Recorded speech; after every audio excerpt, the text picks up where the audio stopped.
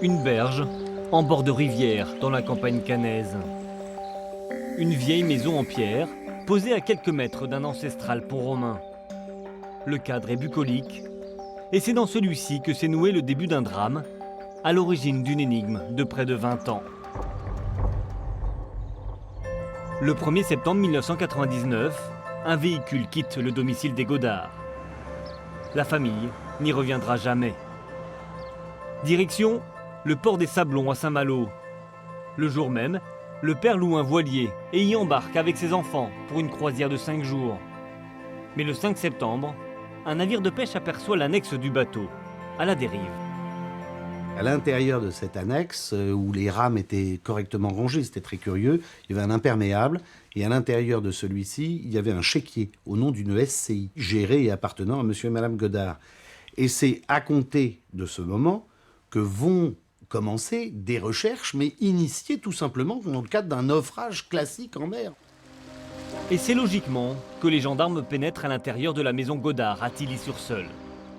Depuis quelques années y réside Yves, médecin généraliste de 44 ans, sa femme Marie-France et leurs 2 enfants, Camille, 6 ans, et Marius, 4 ans.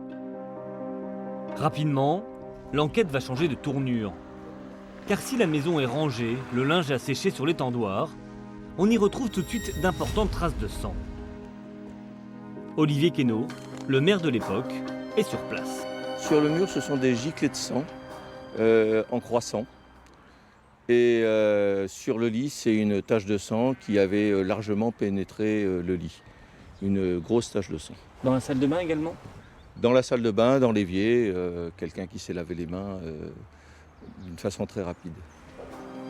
Du sang, essuyé rapidement, est également retrouvé dans la camionnette laissée à Saint-Malo. À chaque fois, les analyses démontreront qu'il s'agit de celui de Marie-France. Il s'est donc passé quelque chose ici. D'autant que le témoignage d'une voisine laisse à penser à un départ en catimini, notamment à cause du chat. Le chat, c'est elle qui s'en occupait toujours pendant les vacances de monsieur et madame Godard. Donc dès qu'il était absent, c'est elle qui s'occupait du chat. Et là, ils n'ont rien demandé sur un départ précipité, donc ça l'a un peu troublée. Elle est surprise parce qu'il semblait assez pressé et donc ça l'a un peu troublée à ce moment-là. D'autant que si cette riveraine a bien aperçu monsieur Godard, elle n'a pas vu madame. Qu'est-elle devenue? Un douanier témoigne également. Le lendemain du départ, il a contrôlé le docteur à bord du voilier en baie de Saint-Brieuc. Il se souvient d'un comportement assez curieux. D'abord, ce qui l'étonnait, c'est qu'il n'était pas en voile, mais il était au moteur, alors que les conditions météo étaient merveilleuses pour se servir de ses voiles. Que la direction par rapport à ce qui lui indiquait, la direction n'était pas cohérente d'être au Cap d'Erquy à cet endroit-là. Et puis il y a un signalement qui nous a intéressés dans le dossier, c'est qu'il avait repéré une planche, une housse de planche à voile sur le bateau. Et la question se pose encore aujourd'hui, est-ce qu'il n'y avait pas dans cette housse de planche à voile, en réalité, le corps de Marie-France ? Pour ses proches, il est impensable que madame Godard ait embarqué volontairement. Elle n'aimait pas la voile. Alors pourquoi le docteur avait-il prévu cette croisière depuis déjà 2 semaines? Était-elle au courant?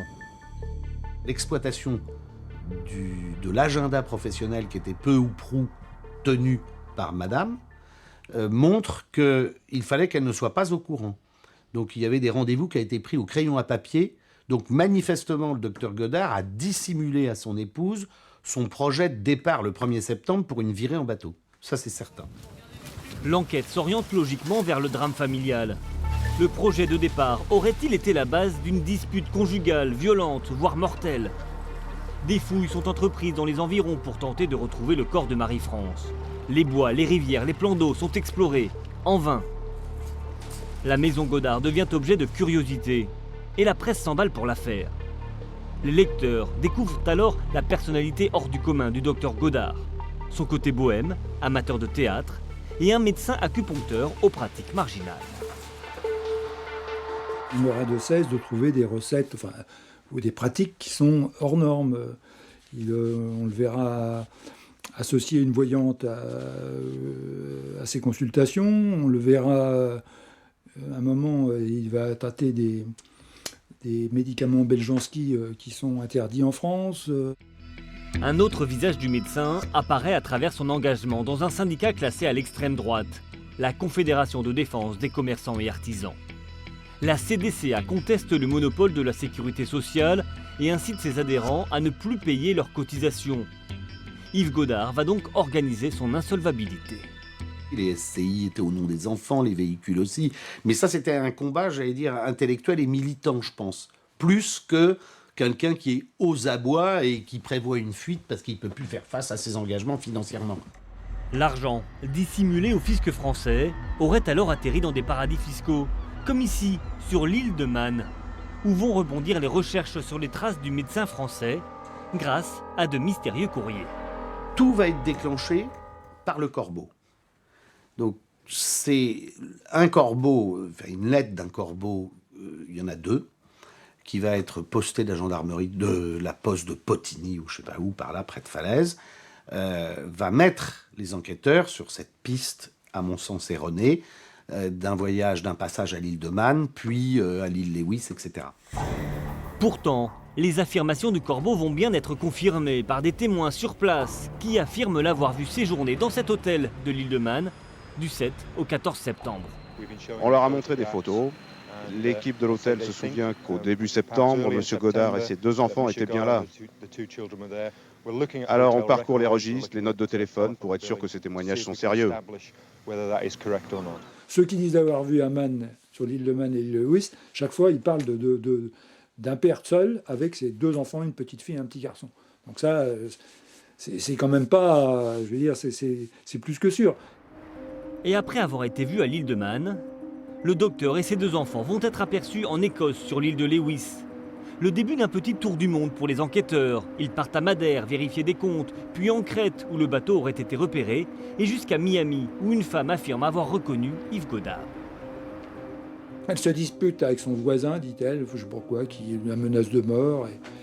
Et donc elle va sur les sites internet et elle fait défiler des tas de trucs, y compris des avis de recherche d'Interpol, et elle tombe sur l'avis de recherche de Godard et elle dit « Ah, c'est lui !» Vous n'avez jamais une pièce qui établit une certitude d'un passage. Ce ne sont que des témoignages de gens sans doute de bonne foi en souvenirs et impressions visuelles.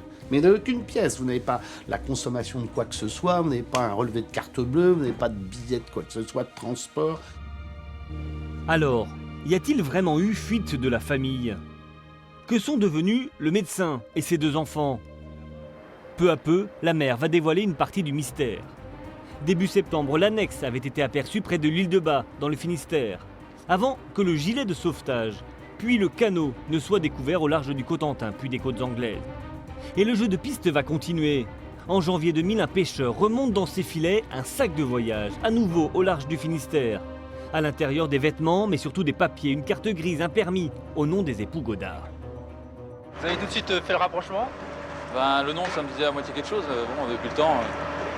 Et puis après, bon, j'ai eu les adresses, donc je me suis dit, c'était dans la région de Caen. Donc j'ai percuté. 6 mois plus tard, l'énigme va obtenir une première vraie réponse. Un autre chalutier repêche cette fois un crâne d'enfant en baie de Saint-Brieuc. Les analyses démontreront qu'il s'agit de celui de la jeune Camille.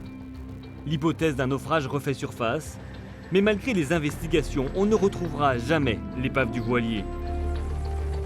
À défaut, l'énigme se complique quand des cartes bancaires et professionnelles du docteur sont découvertes en parfait état sur une plage de l'île des Ébiens, dans les Côtes d'Armor.